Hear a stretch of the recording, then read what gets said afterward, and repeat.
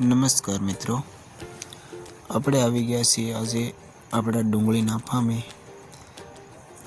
અત્યારે દિવસના 4 વાગ્યા છે, તો આપણે આજે દવા નાખવાની છે, તો દવા નાખી રહ્યા છીએ।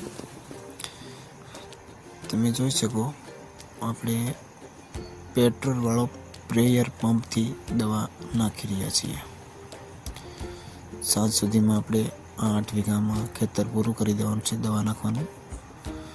તમે જોઈ શકો એક સાથે 20 ફૂટ જગ્યા લઈ અને આ સ્પ્રેયર પંપમાં દવાનું દ્રાવણ 20 લીટર સમાય છે અને 1 લીટર પેટ્રોલ હોય છે।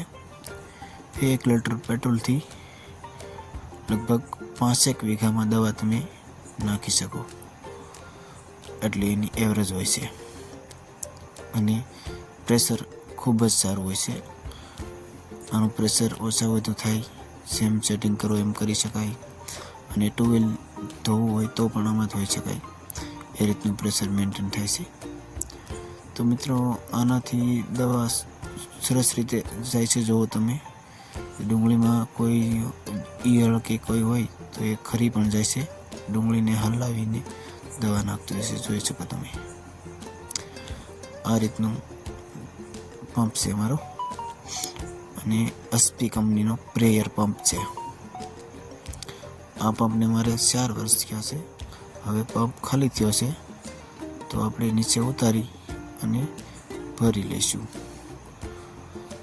આ રીતે શેઢે આપણે નીચે મૂકી અને પંપમાં પાણી અને દવા, આપણે એક દવા છે થ્રિપ્સ માટેની ડુંગળીમાં, અને બીજી છે એમાં જે ડુંગળીની ટોચ બળેલી છે એ શરમા માટેની, કારણ કે એને ઝાકળ લાગી જાય છે।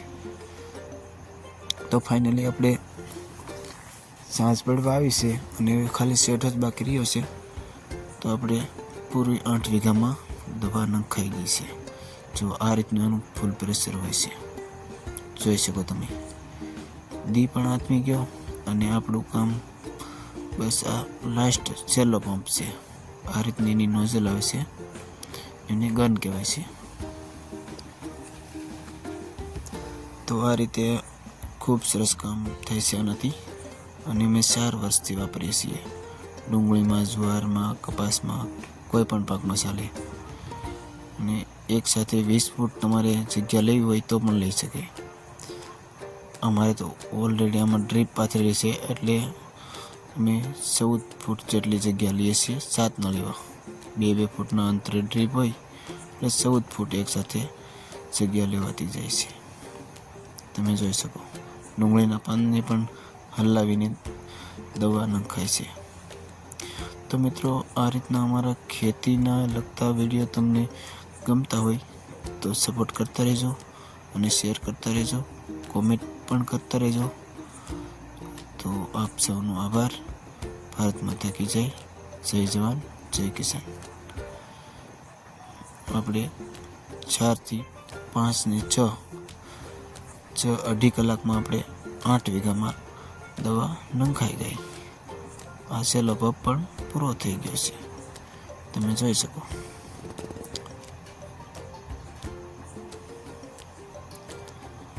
આપણો પંપ ખાલી થવાની તૈયારીમાં છે, ખાલી થઈ ગયો, જોઈ શકો। હવે પૂરું।